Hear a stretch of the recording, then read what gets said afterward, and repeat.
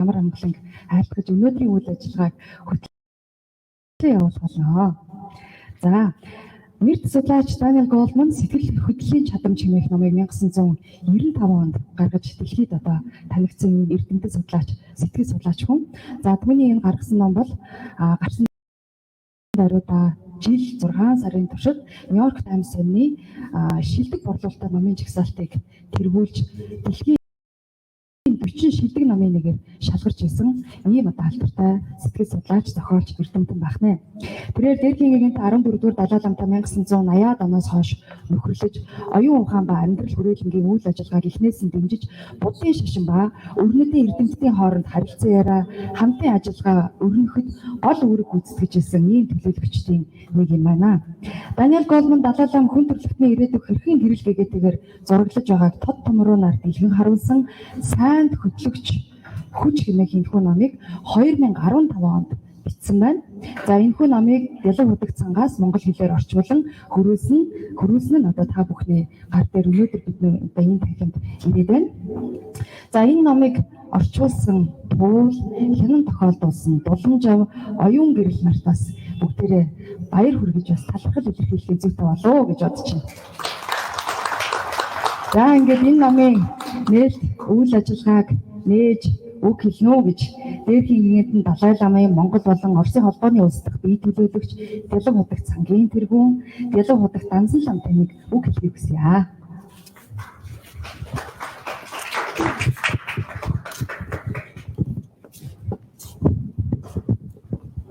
Respected monks, delegates, guests who are attending today, I would like to welcome all of you to this very important book launch. За, ингээд өнөөдөр арга хэмжээнд оролцож байгаа эрхэм хүндэд төлөөлөгч зочид та бүхэндээ энэ өдрийн мэндийг хүргээд энэ их сайхан чухал номын нээлтэнд хүрхэн ирсэн талархал илэрхийлье. The ДИЛОВ ХУТАГТ Foundation translated and published the book for the Mongolian audience, hoping it will inspire leaders, professionals, and all individuals to take steps towards the vision outlined in this book. За, ингээд ДИЛОВ ХУТАГТ САН-аас энэ номыг монгол хэлээр орчуулж хэлсэн.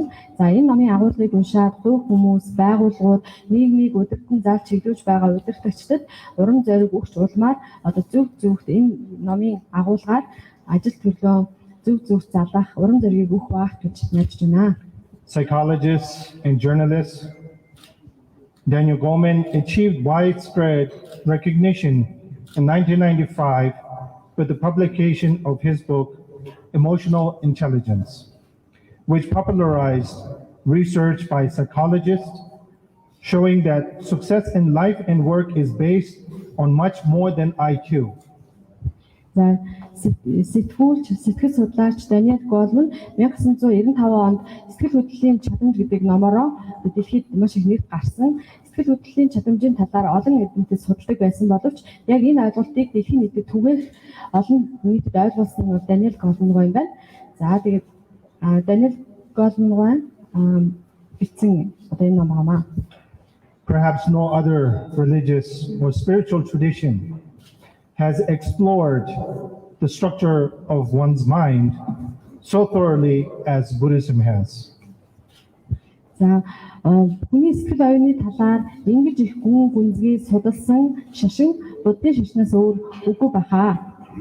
The thoroughness of the book of the Buddhist science approach to understanding the mind and the apparent peace of mind enjoyed by Buddhist monks have attracted Western scientists hoping to shed further light on the neurobiology of emotions and new pathways of mental health. This collaboration between Buddhist scholars and modern scientists has been manifested most successfully in the series of Mind and Life dialogues that dates back to 1987, which His Holiness the Dalai Lama co-founded with Francesco Valero. Daniel Goulmany is a leading member of the Mind and Life Institute. За буддийн шашны одоо сэтгэл оюуны талаарх гүн гүнзгий үзэл ойлголт, за түүнийг дадуулж байгаа дан нарын бясалгал, зан үйл, энэ одоо судалгаа, энэ эрдэм мэдлэг барууны эрдэмтдийн анхаарлыг ихэд татаж байгаа. Тэгэхээр 1997 онд оюун ухаан ба амьдрал гэдэг хүрээлэн байгуулагдаад энэ байгууллага нь буддийн шашин ба барууны эрдэмтдийн хамтын ажиллагаа яриа хэлэлцээрийг одоо хөгжүүлж ирсэн юм аа. Энэ хамтын ажиллагааны үндсэндээ маш олон шинжлэх ухааны одоо хамтын ажиллагаанууд хэрэгжсэн. In a forceful pitch, with the help of His Holiness the Dalai Lama's friend, Daniel Goulmany, the New York Times best-selling author of Emotional Intelligence, the Dalai Lama frequently says, human nature is a compassionate nature. This statement is not only a religious belief, but after years of study by scientists, have also said that human nature is also a compassionate nature as well. За ингээд барууны эрдэмтэд бол бурхны шашнытай одоо төлөөлөгчтэй хамтарч ажиллаад ерөөсөө хүний сэтгэл оюунд болж өрнөдөг нейробиологийн үйл явц, сэтгэлийн хөдөлгөөний талаар илүү дэлгэрэнгүй нарийн хотод судлах шаардлагатай байна гэдгийг ойлгосон. За ингээд Даниел Гоулманы байна энэ Сайнд Хөтлөх Хүч гэдэг номондоо одоо төвшүүлж байгаа гол үзэл санаа бодод ерөөсөө хувь хүний хөгжил, нийгмийн сайн сайхныг хөгжил хүний эмэр нэгүүлсэнгүй сэтгэлээс эхэлдэг байна гэдгийг бүр том руу шинжлэх ухааны үндэслэлтэйгээр баталж харуулж энэ сонирхолтой бичсэн. Much more than just a most prominent exponent of Buddhism, the 14th Dalai Lama is also a futurist who possesses a profound understanding of current events and a remarkable keenness for modern social issues. When he takes the stage worldwide, people listen and follow. За дэрхэн гинтэн Далай Лама буддийн шашны томоохон төлөөлөгчөөс гадна орчин үеийн хүмүүс бидний өмнө тулгараад байгаа асуудал, үйл явдал зэргийг маш нарийн ухамсарлаж ойлгож энэ талаараа одоо хүн төрөлхтөнд өөрийнхөө санааг ойлгуулдаг. Дэрхэн гинтэн Далай Ламыг олонний өмнө гараад ярихад хүн болгон сонсгоо, дэлхийд даяараа сонсгоо, чих тавин сонсдог. A force for good combines the central concepts of His Holiness the Dalai Lama, empirical evidence that supports them, and true stories of people who are putting his ideas into action, showing how harnessing positive energies and directing them outward has the lasting and meaningful effects. За энэ Сайнд Хөтлөх Хүч номонд дэрхийн гинтний одоо хийж ярьдаг үзэл санааг бодит туршлагаар баяжуулаад түүнийг хэрэгжүүлж байгаа хүмүүсийн бодит одоо бас хэрэгжүүлсэн үйл ажиллагаануудаа жишээ болгоод баяжуулж бичсэн ном юм аа. The book's main lesson in a nutshell, if we say, this time is crucial for understanding the world.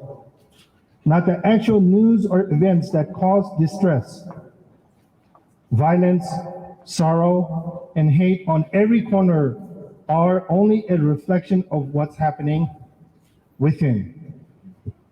To deal with this reality, one must endure and manage to overcome the negative sensations or negative emotions. За энэ номд хэлж байгаа гол санаануудыг хэдхэн үгээр базаж одоо зэгсэж хэлэх юм бол нэгдүгээр бидний энэ өдөр тутмын хэвлэл мэдээлэлээр сонсоод байгаа дэлхийн өнцөг болонд өрнөж байгаа муу одоо сөрөг үйл явдал таагүй мэдээ эдгээр нь ердөө бидний сэтгэл оюунд болж байгаа зүйлийн туршил юм аа. Тэгэхээр энэ бүх үйл явдлын хүрэмжлийг өөрчлөе гэвэл бүгдийг сайн тал руу оруулъя гэвэл хүн болгон өөрийнхөө сэтгэл байгаа таагүй мэдрэмж, сөрөг сэтгэл хөдлөл зэрэг одоо зүг зааж жолоод авах хэрэгтэй байна гэсэн санаа байна. Regardless of race, gender, ethnicity, sexual orientation, we all share a moral responsibility and a social accountability to make this world a better place. And this is what His Holiness the Dalai Lama calls a universal responsibility. Хүн төрлөختөнд бид арьс өнгө, шашин шүтлэг, соёлын ялгаа, нийгмийн одоо байдал зэрэгээс үл харгалзан бүгдээрээ энэ дэлхийн ертөнцийг хариуцлах хүлээх ёстой. Үүнийг одоо дэрхэн гинтэн бүх нийтийн хүн төрлөختний бүх нийтийн хүлээх хариуцлага гэж хэлдэг. A force for good doesn't emerge from groups or activists. It's an internal privilege. Throughout the age, we as humans improved our way of life by demonstrating and publicly expressing displeasure. However, the real game actually unfolds behind the curtains. За хүн төрсөн бид нэр энэ өөрийнхөө амьдралыг зохиохдоо олон нийтийг даагаж эсвэл одоо нийтээр хүлээн зөвшөөрөгдсөн хэв загварыг баримталж бид нар амьдардаг. Тэгвэл энэ номонд өгж байгаа гол санаа нь бол эхлээд хүн өөрийгөө зөв зөвхт зарж байж тэгжээд одоо нийгмийн өөрчлөлтийг бий болгоно гэсэн байна. A simple mindset transformation can spark a powerful and inner shift that can effortlessly remove the attention from negative phenomena. In other words, the capacity to grow morally is decided only by you. За бид нэр сэтгэл оюундаа багахан зэргийн өөрчлөлт хийхэд л аяндаа бид нар муу зүйлийг дэвэргэх, муу зүйл рүү татагдах энэ маань өөрчлөгддөг. Ингэснээр хувь хүний дотоод сэтгэлийн өөрчлөлт эхэлнэ. Ингэж өөрчлөлт хэсгийг зөв суртахууны хувьд хувь хүн өөрөө шийднэ. Respected Woman Khan, I beg your pardon as we had to begin due to the short of time and further events that is going to be held at this venue. So I beg your pardon for beginning without your presence. За хамбал ам танд энэ өдрийн мэндийг хүргэе. Би таныг хүлээж амжилтгүй хэлсэн хөтлөгчөө. Цагтаа ихнэ гэж санаас шаардаад хэллээ. Millions of people have turned to His Holiness the Dalai Lama for his unparalleled insight into living happier and meaningful lives. Now, when the world needs his guidance more than ever, he shows how every compassion-driven human act, no matter how small, is integral for more peace, harmonious society, building a force for a better future on our planet. Хүмүүс дээрхэн гэгэнтэн Далай ламд хандаж бид нар ер нь яаж утга учиртай аз жаргалтай амьдрах вэ гэдэг асуултыг их тавьдаг. Тэгвэл дээрхэн гэгэнтэн ингэж амьдрыг гэж хүн болгон инэрл нэгүслийг төрүүлэх ёстой. Хүн хэрвээ хүний үйлдэл инэрл нэгүслийн сэтгэлд дурдсан байвал тэр үйлдэл нь хэдий жижиг байсан ч гэсэн эв найтай одоо эв зөрчил бүрдсэн сайн сайхан их тайван зохицсон дэлхийн ертөнцийг бүтээх анхны шат болно гэж Victory, motivating and highly persuasive. The force for good is arguably the most important work for one of the world's most influential spiritual and political figures. Сайнд Хөтлөх Хүч бодвол хүмүүст урам зориг өгсөн, сайн үйл хүмүүсийг зоригжуулсан, ятгсан ийм аврагтай ном юм аа. Тэгэхээр энэ ном хүн болгоныг сайн хөтлөх хүчний игнэнд нэгтгэхэд тус болно гэж бодож байна. I want to thank our team who worked very hard for many months to make this book available, starting with the translator tool, who could not be present here today, our team, Arunzaya, Arungiril, and Dolamjab, for all working many hours to ensure that this book is released at a proper time. За ингээд энэ номыг орчуулах, хянан тохиолдуулах ажлыг одоо олон хоног санаар хийж гүйцэтгэсэн багийнхаа гишүүдэд гишүүдтэй байр хүргэе. Орчуулагч нь туул гэж хүн байдаг. Өнөөдөр энэ арга хэмжээ бий дамжааг байна. За хянан тохиолдуулсан Дуламжаа, Оюун гэрэл, Арин Заяа гэдэг бүтэн баг ажилласан юм аа. Also, I would like to thank Ed Printing for being patient with our demands on a regular basis. Also, I would like to thank the host of this event, this particular building, for allowing us to hold this very important event.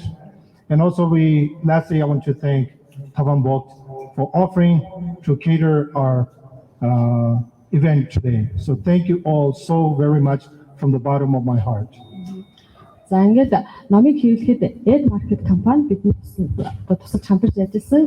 Бид бас бидний шаардлага өндөр, бас бидний нөхцөл бололцоо зэргийг сайн ойлгож ажилласан Ed Market-ийн хамт олондоо талархал илэрхийлье. За өнөөдрийн арга хэмжээ зохион байгуулж байгаа энэ Аз хур номын эхлэлгүүрийн хамт олондоо бас талархал илэрхийлнэ. Мөн таван богд компанийн өнөөдрийн арга хэмжээний цай ундаар бидний дайж байгаамаа. Үүнд бас бид талархаж байна. I would like to end by reminding all of you, we have a nature or habit that when we say His Holiness the Dalai Lama, we see him as a religious leader. When we say the word Buddhism, we automatically accept it as a religion. But His Holiness the Dalai Lama is more than a religious leader. He's a Nobel Peace Laureate. He's a scientist.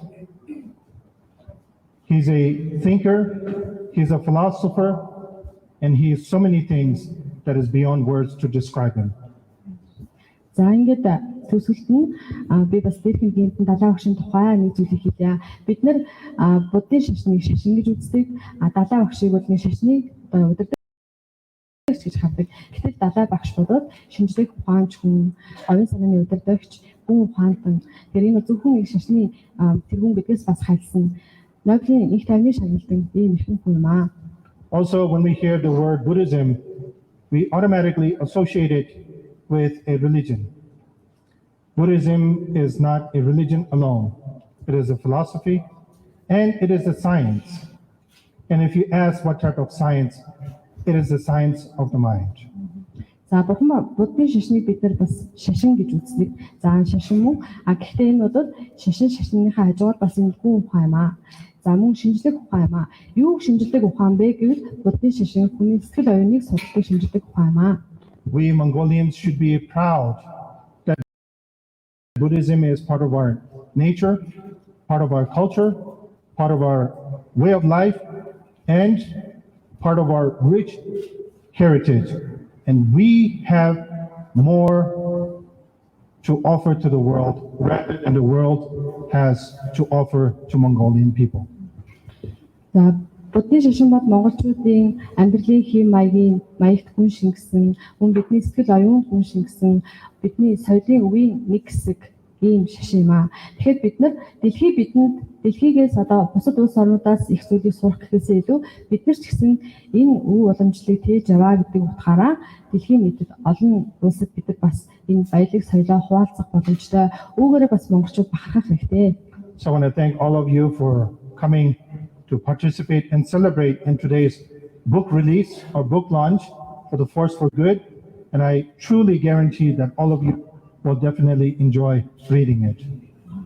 За ингээ өнөөдрийн арга хэмжээнд оролцож байгаа та бүхэндээ талархаж илэрхийлээд энэ номыг уншаад та бүхэнд маш их таалагдана гэдэгт найдаж байна гэдгийг хэлье. За баярлалаа. Та бүхэн судалгаа сонов. Өнөөдрийн арга хэмжээнд Монголын бурхан шашинтны төв гандан гिचлийн хийдийн тэргүүн хамб номоо хамлам хүрэлцэн ирсэн байна. За мөн энэ арга хэмжээнд хүрэлцэн ирсэн Нарванчин гигэн болон бусад одоо хүндэт зочдод талархал илэрхийлье. За өнөөдрийн энэ ДИЛОВ ХУТАГТ маань үгийг бас орчуулж байгаа энэ номын одоо орчуулагчаар ажиллаж байгаа боломжтой бас баярлалаа. За тэгэхээр Сайнд Хөтлөх Хүч гэж энэ ном дэлхийн хэмжээний бүтээл болохын тухайд олон одоо жишээг дурдж болно. Гэхдээ үүн дотроос Опра Уинфригийн шоунд одоо Даниел Гоулманы оролцож энэ номынхоо тухай их одоо товч бөгөөд тодорхой ярьсан хэсгийг та бүхэнд бас үзүүлэх гэж байна. Энэ бол одоо дэлхийн хүндэрлэлтэн зориулсан бас илүү ойлгомжтой хүрч болох ийм сурталчилгааны нэг юм аа. За ингээд дэлгэцэн харж авах болов. Далайламаас юу хамгийн сайн ойлгож авсан бэ? Далайлам энэ дэлхийн бидний бодож байгаа шиг тийм ч муухай биш гэж үздэг. Түүнийхээр хүн бүр бор бүрмээ хичээл ирээдүйд сайн сайхан болно. Хүн бүр тэр ирээдүйд өөрөө арга замаар хоймоо авах боломжтой. Энийг далайламын энэ номоор дамжуулж нийт хүн төрөлхтөнд хэлийг зорьсон. Сайнд Хөтлөх Хүч номын хэлбэр бүлэг сэтгэл хөдлөлийн эрүүл ахуйн талаар үзсэн байна. Миний анхаарлыг их татсан ба энэ талаар тайлбарлаж өгнө. Бид сэтгэл хөдлөлийн эрүүл ахуйгаа хэрхэн сахиулах вэ? Сэтгэл хөдлөлийн эрүүл ахуйн талаар далайлам бид хүүхдүүдтэй гар угаах, шүтээ сэргийлэх зэргээр энэ ахуйн эрүүл ахуйн талаар зааж өгдөг. Гэвч сэтгэл хөдлөлийн эрүүл ахуйг анхаарал хандуулдаг гэж ярьсан юм байна. Үүндээ бол далайлам сэтгэл хөдлөлийн чадамж тухай хэлээд байна. Сэтгэл хөдлөлөө анзааж, сөрөг болон мэдрэмжээ өдрөж, эерэг дадлын дуршаа хөгжүүлэхийг зорихыг чухалчилсан хэрэг. Манайд айкугийн хувьд 160-аас дээш оноотой маш олон хүн яагаад 100 хүнээс доош оноотой хүмүүсийн дор ажилладаг талаар их сонирхолтой тайлбар хийсэн байсан. Тэгэхээр хамгийн ухаантай хүмүүс тэр өдөр шилдэг удирдагч, манлайлагч бас сайн дарга байж чаддаг байна. Би нэг удаа томоохон компаниудын үүсгэсэлүүд яриа хийсэн. Тайван дүүрэн хүн байсан. Тэгээд тэднээс хааны хэдэн дунд сургуультай хамт сурдаг байсан гэж асуусан. Тэр сургуульсан 200-300 хүнээс 3 гараа өгсөн. Сургуулийн хамаагүй байна. Энэ эндүү тийш ойлгох тийг номдоо бодч юмсан. Таны IQ, сургуулийн амжилт, таны мэдих авиас тийм чухал зүйл биш. Энэ доо бидгээр нь тогтоомд оролцох босхийг давхад л хэрэг болно. Нэгэнд тогтоомд оролцсон босгоод авснаас хойш хүмүүстэй хэрхэн зохицож харилцах, өөрийгөө хэрхэн авч явахаас бүх зүйл хамаардаг. Энэ дүгнэлт ёстой нүдийн нэг шиг болсон шүү. Тэгэхээр IQ-гийн оноо тухайн хүний юу хийж чаддаг гэдгийг харуулдаг. Харин хэрхэн яаж хийх нь илтгэхгүй байх нэ. Тухайн хүнийг одны дундаас удирдагч, манлайлагч, нэртэй од сайн эцэг их болж чадах хэсгийг илтгэхгүй. Хүний сайн хэн болж чадах хэсгийг харуулахгүй. Бид энэ нэвтрүүлгээрээ оюун санааны тухай альвагнсын дотор орших оюун ухамсарын тухай ярьдаг. Тэгэхээр сэтгэл хөдлөлийн чадамж, IQ ба оюуны чадамж, IQ-гийн ялгаа юу вэ? Сэтгэл хөдлөлийн чадамж, IQ-гийн гол сэжиг нь өөрийгөө таних мэдэх явдал гэдэг. Үнэ. Бусдын оронд өөрийгөө тавих, Тэгэлгүй яах вэ? энэрэнгүй байх гэх мэт. Миний бодлоор бол оюун санааны хөгжил эдгээрийг голсож авч үздэг байхаа. Би бүрэн санал нээж байна. Энэ бүгд нэг л хүрээний зүйлс дээ. Гэхдээ би сургууль хүмүүжүүлэгч, бизнес эрхлэгчтэй энэ талаар ярилцахдаа чинь шинжлэх ухааны эрдэмтэн хүн шүү дээ. би шинжлэх ухааны чиглэлээр бичдэг сэтгэлч юм. Би шинжлэх ухааны тухай өдөр тутамдаа хүн өөрийгөө хэрхэн танин мэдэх, анзаарах тухай энгийнээр яаж бичдэг. Та сэтгэл санааныхаа байдлыг анзаарч байсан уу? Сэтгэлд юунаас болоод ийм байна? Ийм сэтгэл хөдлөлийг хэрхэн зохицуулах талаар мэдв үү? Таны эргэн тойронд байгаа хүмүүсийн сэтгэл ямар байгааг та анзаарч байна уу? Та энэ бүгдийг сайтар ойлгоод хүмүүстэй зөв сайхан харилцаж чадж байна. Энийг өдөр тутам хийх хэрэгтэй. Өөрийгөө анзаарах гэдэг бол маш гүн хэрэг зүйл л дээ. Тэмдэглэл хөтлөн гэсэн үг. Байсан юм гэсэн үг. Дотоод оюун санааныхаа гүн рүү хандна гэсэн үг. Өөрийгөө анзаарна гэдэг нь тус сайлан цаг гаргаад ганцаараа байж өөрлөгөө анхаарлаа хандуулахыг хэлэх байх. Тэгж байж л Тийм ээ. өөрийгөө мэдрэх юм байна. Ингэж хэрэгжүүлэхэд цаг гаргах хэрэгтэй. Тэгвэл таны үйлдэл амьдралын тэнд зориг утга учиртай нийцнэ. Бас үнэт зүйлстэй тань. Яг үнэн. Таны үнд зүйлстэй нийцнэ гэсэн үг. Үнэт зүйлс. Бусдын оронд өөрийгөө тавих чадвар дотоо 3 янз байдаг. Энийг зөвсөх ёстой.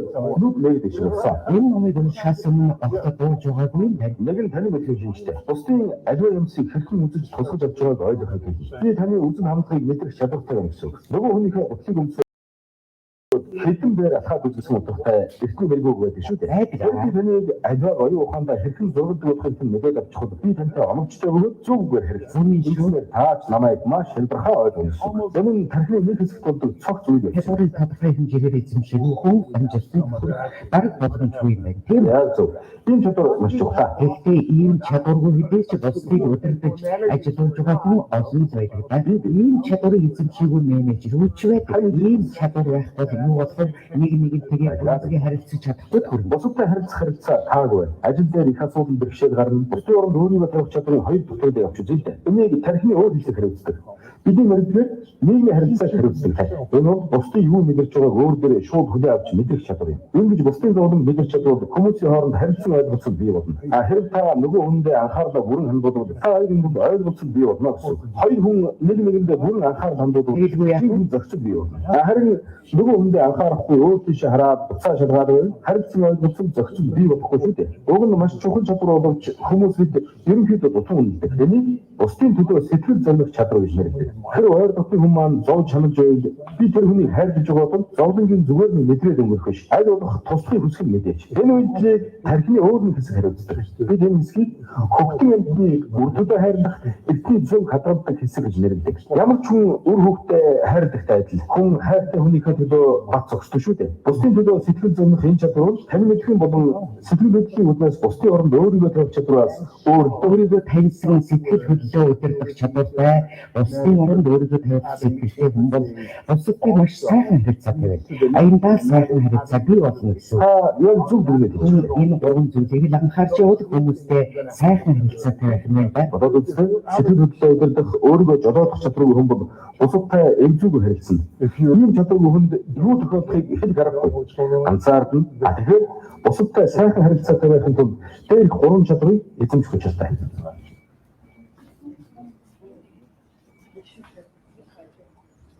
За баярлалаа. Тэгэхээр энэ Опра Уинфригийн шоунд оролцсон Даниел Гоулманы яг энэ номын хэсэг дээрх одоо хэсгийг бид бол сонслоо. Тэгэхээр дэлхийн нийтэд бол IQ-гийн тухай бол бид нар 10 жилийн өмнөөс ярьж эхэлсэн. IQ-гийн тухай ойлголттой бол дэлхийн нийт бол болсон. Ялангуяа монголчууд IQ-гийн шалгалт өгөхөөс ахуулаад энэ ойлголт бол түгээн дэлгэрсэн. Харин EQ-гийн тухай ойлголт бол сүүлийн үеийн одоо шинэ нэр томьёо, сүүлийн үеийн одоо шинэ хэмжигдэхүүн гэж одоо хэлж болох юм. Тэгэхээр EQ гэдэг энэ ойлголтыг дэлхийн нийтэд бий болгосон хүн бол Даниел Гоулман. Үүний тухай бол илүү одоо тодорхой, маш одоо ойлгомжтойгоор дэлхийн нийтэд сурталчилсан, таниулж, үүний тухай бас олон судалгааг бол хийсэн байдгийн байна. За бидний гар дээр байгаа Сайнд Хөтлөх Хүч гэж энэ ном дэлхийн 23 оронд орчуулагдсан төгсөн. Өнөөдөр бол монголчууд энэ номыг их хэлээрээ уншиж байна. За ингээд 23 дахь орон болох энэ монголчуудад зориулсан Даниел Гоулманы мэдчилгээг та бүхэнд үзүүлье. За энэ мэдчилгээг бол өөрөө гар утсан дээр бичсэн учраас чанарын хувьд бол бас багахан муу ээж магадгүй гэж хүлцэл өчөж байна. Даниел Гоулманы энэ сайхан бэлэг дэмрэлтийн өдөр Монгол амнууд та бүхэнтэйгээ мэндчилж байгаадаа баяртай. Дээрхийн гигэнтний 80 нас өдөр зовлох үед түүний ажлын албанаас надтай холбогдож далай намын хүндрэлтний ирээдүйн алсын хараа хэрхэн барьж өгөн эмгтгэн дүгнсэн ном бич сан тавьсан юм. Энэ сан миний хувьд нэлтэрийн хэрэг байлаа. Далай намын алсын харааг төлөвлөсөн Сайнд Хөтлөх Хүч нэртэй энэ ном Монгол уншигчдын хүртэл болж байгаа туйлын баяртай байна. Энэ номыг бичсэн тул дээрхийн гигэнтэнтэй олон өөр газарт олон цагаар уулзаж ярилцсан. Тухайн цагт далай нам дэлхийг тойрон ном айлдах ажлын идэвхтэй өрнүүлж байсан үе. Италид номын айлдах tajж үеэд хэдэн өдрийг хамт өнгөрүүлснээр тодорхой санаж байна. Мөн Принстоны их сургуульд лекц уншиж явах үед нь нийтлэгийн дарамтсалаад хөргөнд гэрчлэн аль боломжтой үед нь олон цаг ярилцаж байж нодхон агуулгыг бүрдүүлсэн юм. Дээрхийн гигэнтэн хүндрэлтэнд хандсан урайлга сэтгэл хөдлөлийн эрүүл ахуйг хэрхэн сахихаас эхлүүлж байгаа надад ихээхэн урам зориг өгсөн. Энэ урайлгатаа хүмүүр сэтгэл хөдлөн анзаарч түүнийг хэрхэн илэрхийлэх талаар хариуцлагатай байх учиртай бидний сануулсан зөвлөж байгаа. Цааш нь энэ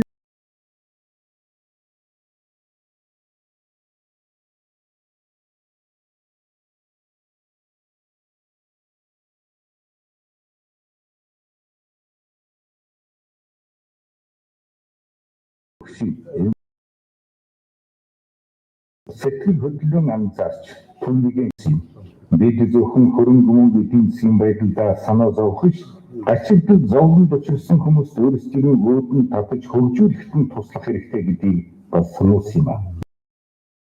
Мөн дээрхийн гигэнтэн байгуулагчны асуудалд сэтгэл зүрхнийхэн гүнээс анхаарал хандуулдаг аливаа хүн төрөлхтөнд өргөж хэлж сургаж ирсэн. Эдгээр сайхан чанаруудын хөөхд залуус хойч үеийн заацрахын далай намын хувьд эрхэм чухал үйл хэрэгэ. Их дэлхий хүн төрөлхтний сайн сайхны төлөө хүн бүр яг одооноос эхлэн аль чадхын хэрээр бүхий боломжоор бичиг зүтгэх цаг юм шүү гэж бидний шаардуулж байна. Сайнд Хөтлөх Хүч нэртэй энэ номоор илэрхийлсэн урайлгаараа дэлхийн олон сая хүний зүрх сэтгэл хүрсэн. Энэ ном дэлхийд дахинд 23 хэлээр орчуулагдсан. Одоо монгол хэлээр та бүхэн хүртэж байгаад бид туйлын их баяртай.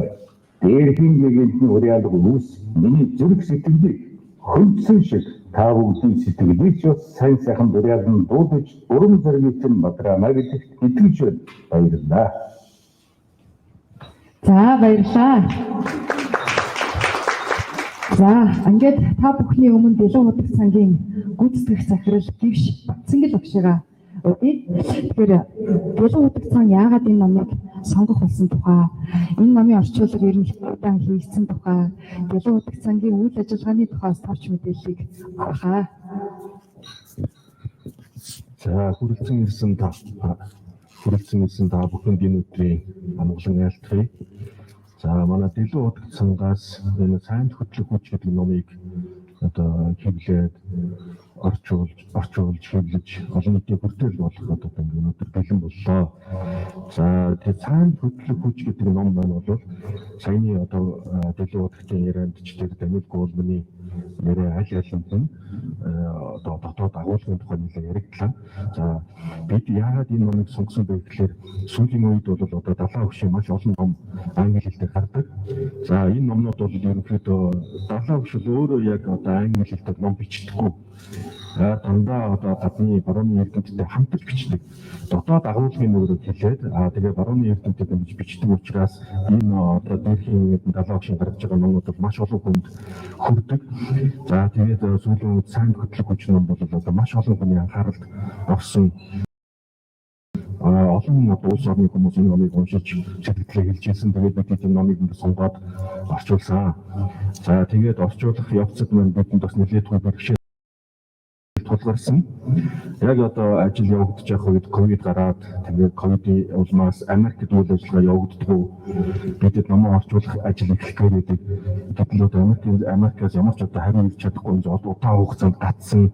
Мөн одоо орчуулга явж байх үед орчуулагч маань хүн дээр өвдсөн. Тэгж одоо өөрөө маш их одоо хичээл зүтгэл гаргаж энэ номыг одоо орчуулж дуусгасан. За түүний дараагаар бол одоо манай орчуулгын редакторууд маш сайн ажилласан. Одоо ер нь бол энэ ном өөрөө одоо олон талын утгыг одоо агуулж байгаа боловч маш одоо ойлгомжтой, энгийн хүнд их ойлгомжтойгоор бичигдсэн ном учраас бид энэ ном дээр ажиллахад их сайхан таатай байсан. За тэгээд манай одоо энэ хүмүүс маань бол энэ номын тухай нэг жоохон ярьж өгөх хэрэгтэй гэсэн. Тэгээд нэг товчхон зүйлийг ярив. Энэ ном анх удирдгал хэсэгтээ дээрхийн юунд далайн хөгшин айлтгах гардаг. Бидний одоо гол зүйл маань бол амар тайван, их амгалан дэлхийг бүрдүүлэх. Ерөөсөө дээрхийн юунд далайн хөгшин одоо хамгийн туйлын зорилго бол ерөөсөө амар тайван дэлхийг бүрдүүлэх. Энэ зорилгоор одоо энэ ном бичигдсэн. Хамгийн төгсгөлд нь яг одоо эхэлж бичсэн байгаа. Яг одоо эхлэхгүй бол бид нэр хойч үедээ одоо их тийм тухгүй, таагүй амар тайван бус ийм дэлхийг үлдэх аюултай байна. Тийм учраас яг одооноос эхэлж одоо энэ ажлуудыг эхлэх хэрэгтэй гэдэг. Тэгээд энэ ном бол ерөнхийдөө хамгийн нэгдүгээрт нь дэлхийн иргэн гэдэг сэдвтэй, хоёрдугаарт нь дотоод сэтгэлээ түүний дараагаар дэлхийг илэршүүлэх үе. Хамгийн одоо төгсгөлд нь бол одоо яг одоо эхэлсэн ийм хэд гол хэсгүүдээс бүрдсэн байна. Тийм учраас энэ номыг одоо дэлгэрэнгүй тайлбарлаад шаардлагатай та бүхэн бүгдээрээ тоглон зуул уншаарай. Ном хэвлэхээс өмнө би олон хэдэн хүмүүст уншуулсан, сонирхуулсан. Тэгэхээр хүмүүс одоо үнэхээр хойшин тавихын аргагүй ийм сайхан ном байна гэж одоо дүгнсэн байгаа. За ингээд хүрэлцэн ирсэн та бүхэнд баярлалаа. Мөн одоо манай ажил ДИЛОВ ХУТАГТ САН-гийн үйл ажиллагааг дэмждэг болон хамтран ажилладаг олон хүмүүс ирсэн. Та бүхэн бүгдд нь талархал илэрхийлье. Баярлалаа. За Батцангил авчлаа баярлалаа. За би энэ ташрамд энэ номын орчуулагч уулын мэдчилгээг уншиж танилцуулъя. Өнөөдрийн амаргүй цаг мөчид алс холоос морилон ирсэн ДИЛОВ ХУТАГТ болон номын нээлтний арга хэмжээнд оролцож байгаа та бүхний амар амгалан айлтгая. Миний хувьд энэхүү чухал арга хэмжээнд оролцож чадаагүй байгаадаа хүлцэлж энэ цаг үеийн агуу бодголын тухай өнөө цагийн нэрт сэтгүүлч зохиолчийн туйрсан бүтээлийг орчуулах нэр хүндтэй ажлыг надад итгэж даалгасан ДИЛОВ ХУТАГТ САН болон Батцангил дүүдээ юуны өмнө гүн талархлаа илэрхийлж байна. Олон жилийн өмнө Батцангил дүү маань Далай лам цэг.com цахим хуудсыг монгол хэлний орчуулан гаргах төслийг санаачилж орчуулгын багт нь ажиллах завшаа надад тохиолсныг эргэн санахад таатай байна. Тэр үед Далай ламын айлчил, номын айлтгуур болон олон нийтэд хийсэн яриа лекцүүдийг орчуулах явцдаа хуримтлуулсан туршлага маань энэ номыг орчуулахад ихээхэн тус болсон юм а. Энэ номонд шашин болон шинжлэх ухааны гүн гүнзгий ухагдахгүй тухай өгүүлээгүй юм. Далайн багшийн ирээдүйг толцсон алсын харааг зохиогч олон талаас нь шинжлэх ухааны үүднээс нотолж тайлбарснаа аль шашны, аль ч насны ямар ч боломжтой хүнд энгийн ойлгомжтой хэлээр өгүүлжээ. Тэгэд нарийн нюансыг нь гүн гүнзгий мэдэрч зохиогчийн торгон мэдрэмжийг аль болох алдагдуулахгүйгээр орчуулах гэж хичээн ажилласан бөгөөд алдаа мадаг байх аваас эрхэм уншигч та бүхэн санал бодлоо харамгүй хэлнэ гэдэгт итгэж байна. Эцэст нь оновчтой зөв яруу сайхан хэллэгээр дутууг маань гүйцээж дундуурыг маань гэсэн редакторуудтай гүн талархлыг илэрхийлж байна. Номын нээлтийн арга хэмжээнд амжилт хүсье. Номын цагаан буян дэлгэрэх болтугай та бүхэнд эрүүлийн сайн сайхан бүхнийг хүсээрэй. Хүндгсэн Баштавагийн туул гэсэн байна. За ингээд энэ номыг одоо Агуулгын үед бол маш сайн орчуулна гэдэг бол орчуулагчийн одоо дотоод мэдрэмж, мэдлэг одоо яг тэр одоо юу гэж хэлэх гээд байна гэдэг нюансыг олно гэдэг бол их одоо авьяас шаардсан ийм хэрэг болоо гэж би бодож байна. За ингээд номын орчуулгын энэ номыг одоо редакторлсан баг хамт олонд ариун зайгч маань байна. За манай Уламж байна, Туул орчуулагч байна, ДИЛОВ ХУТАГТ САН-гийн гүйцэтгэх захирал Батцангил нартаа тайлбарлая.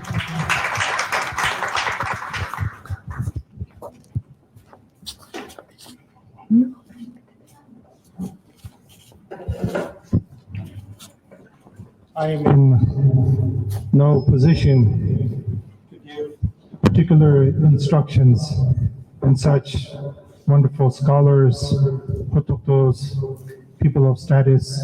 It is very humbling, and at the same time, I'm not claiming to be highly knowledgeable or experienced as compared to other well-learned scholars and lamas.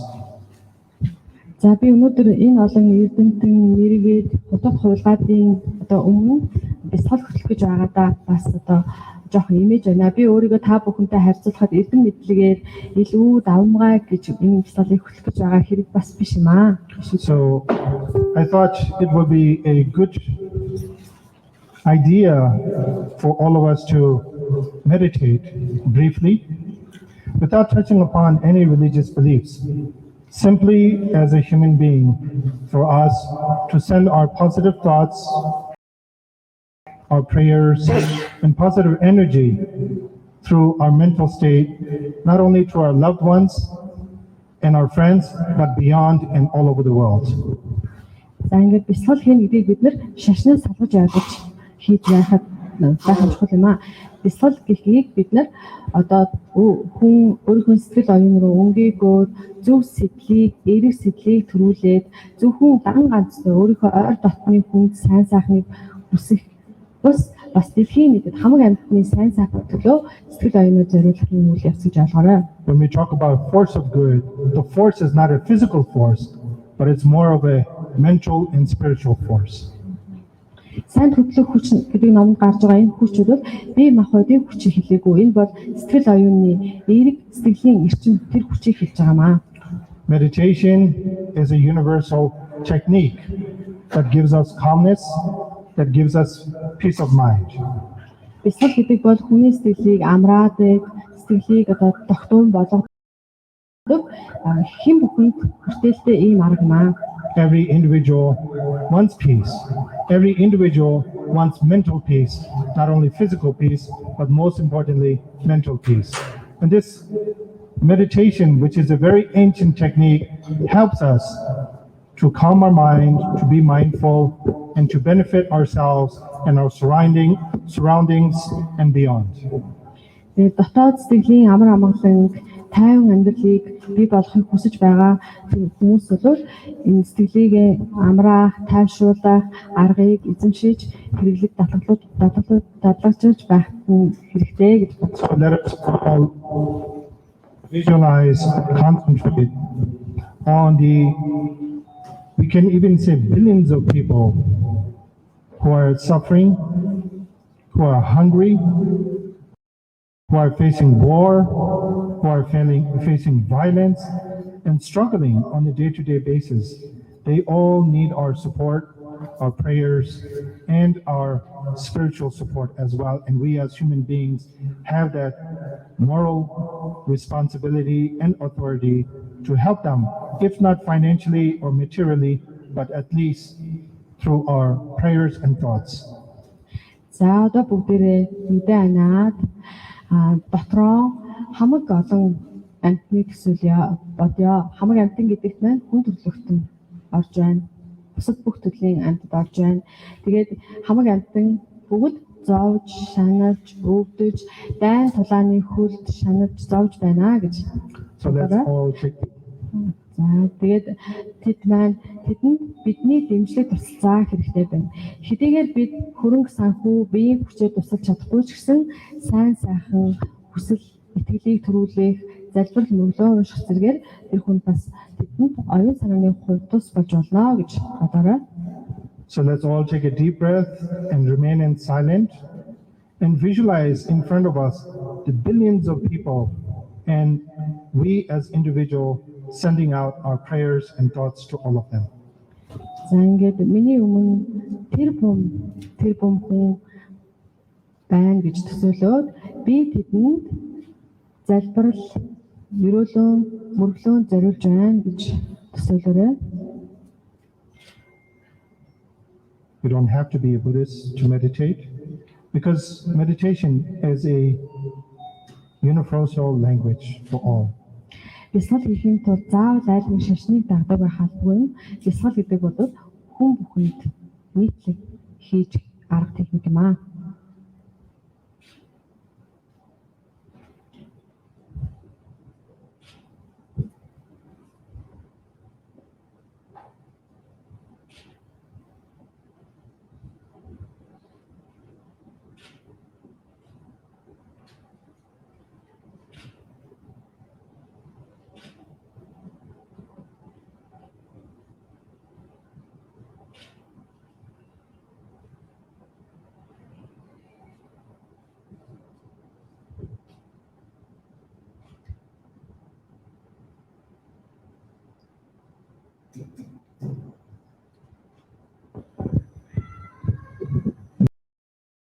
May all sentient beings be free from suffering and all the causes and root causes of suffering.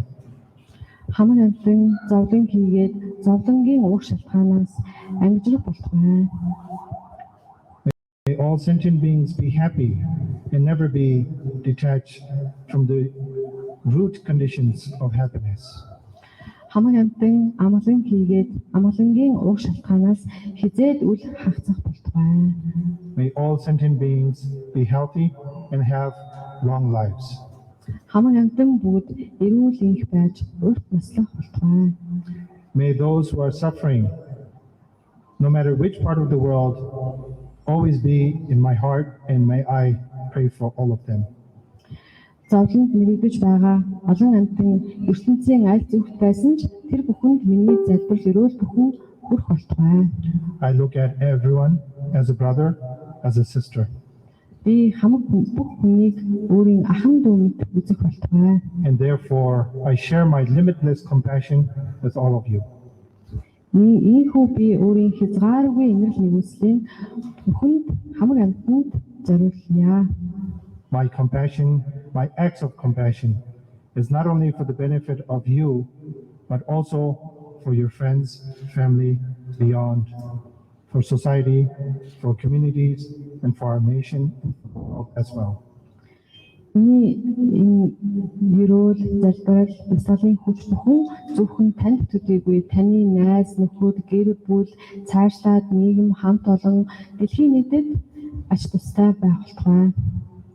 And may I end this prayer for quotation by Shantideva, who is a 9th century master.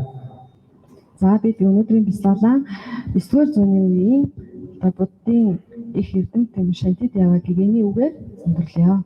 As long as space remains, and as long as sentient beings remain, may I too remain to dispel the miseries of the world.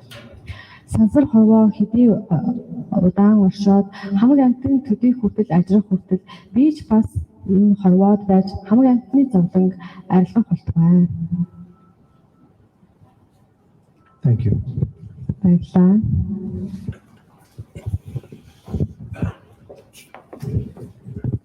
За баярлалаа. Сайхан бясалгал хамтдаа хийлээ. Ингээд эрхэм хүндэт та бүхэн өдрийн цайнд өрий Сайнд Хөтлөх Хүч номын нээлт арга хэмжээ өгөр өндөрлж байна.